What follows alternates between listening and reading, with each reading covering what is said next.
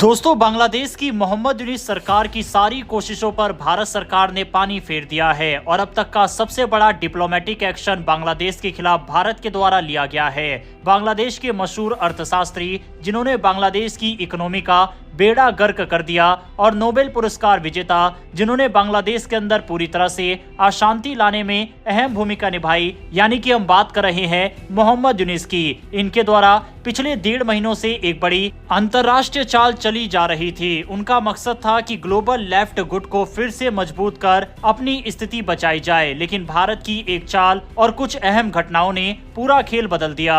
यूनिस को लगा कि डोनाल्ड ट्रंप के फिर से अमेरिका के राष्ट्रपति बनने के बाद उनका समर्थन कमजोर हो गया है। जो लेफ्ट समर्थक लोग और संगठन पहले उनके साथ थे वे अब दूर हो रहे हैं। इसी वजह से उन्होंने एक नया अंतर्राष्ट्रीय गठबंधन बनाने की कोशिश की ताकि बांग्लादेश में उनकी पकड़ बनी रहे और वह रोहिंग्या संकट के जरिए दुनिया से पैसा और समर्थन जुटा सके।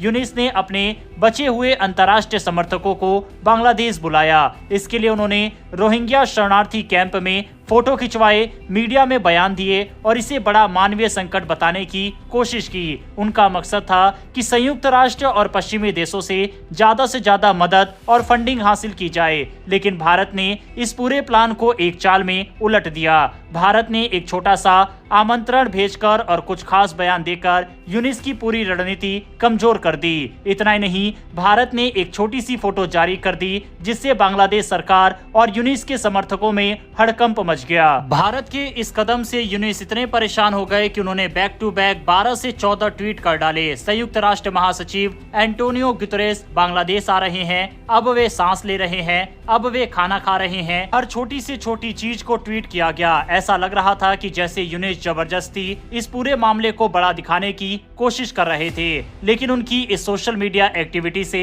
साफ हो गया कि वह भारत की चाल से घबरा चुके हैं। मोहम्मद यूनुस और उनके समर्थकों का असली इरादा रोहिंग्या संकट के नाम पर एक नया मुद्दा खड़ा करना था, लेकिन यह पूरा मामला सिर्फ बांग्लादेश के लिए नहीं था, बल्कि असली निशाना था म्यांमार। म्यांमार में तेल और गैस के बड़े भंडार है। अंतर्राष्ट्रीय कंपनियां और कुछ ताकतवर लोग इन संसाधनों पर नजर गड़ाए हुए हैं।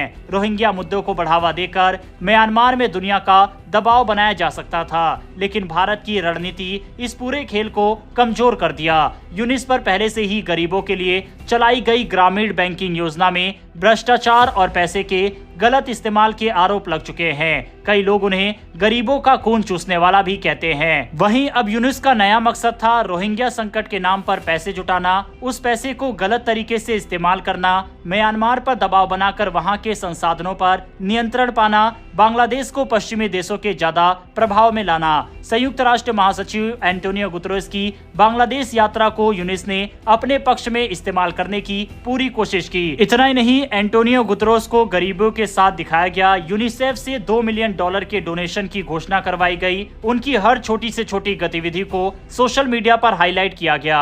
यूनिस ने यह दिखाने की कोशिश की कि दुनिया उनके समर्थन में है, लेकिन हकीकत में भारत ने सिर्फ एक आमंत्रण और कुछ बयान देकर पूरा नैरेटिव ही बदल दिया। और भारत ने यह किया अमेरिका के साथ मिलकर। अमेरिकी खुफिया एजेंसियों की प्रमुख तुलसी गबार्ड की भारत यात्रा ने बांग्लादेश में हलचल मचा दी। इसके बाद उनके बयान ने बांग्लादेश को और भी ज्यादा मिर्ची लगा दी। उन्होंने बांग्लादेश में हिंदू और अन्य अल्पसंख्यकों पर हो रहे हमलों को लेकर सख्त बयान दिए। उन्होंने कहा कि अमेरिका को बांग्लादेश में इस्लामिक आतंकवाद और अल्पसंख्यकों के उत्पीड़न पर सख्त कदम उठाने चाहिए। उनके इस बयान से बांग्लादेश सरकार और यूनिस सरकार समर्थन परेशान हो गए। इतना ही नहीं, रायसीना डायलॉग के दौरान 125 देशों के प्रतिनिधियों के सामने भारत ने बांग्लादेश का मुद्दा उठाया, जिससे बांग्लादेश काफी ज्यादा परेशान हो गया।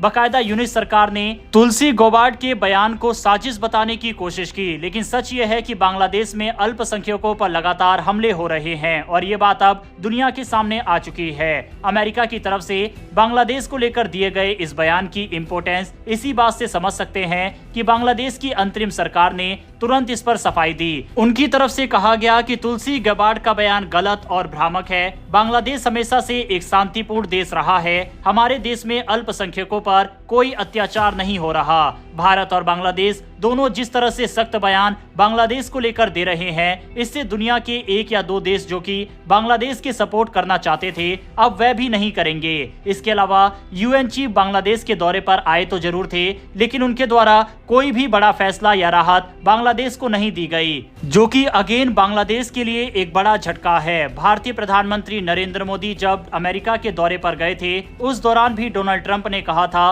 कि बांग्लादेश को हम भारतीय प्रधानमंत्री पर छोड़ देते हैं, वह उनको आसानी से हैंडल कर लेंगे। इसके बाद भारत ने एक बड़ी मिलिट्री कू जो कि बांग्लादेश के अंदर हो सकती थी, उसको भी अपनी खुफिया एजेंसी की मदद से रुकवाया और अब लगातार बांग्लादेश के ऊपर चुनाव करवाने के लिए उनको प्रेशराइज भी भारत के द्वारा किया जा रहा है। और इन्हीं सबसे मोहम्मद यूनिस परेशान है।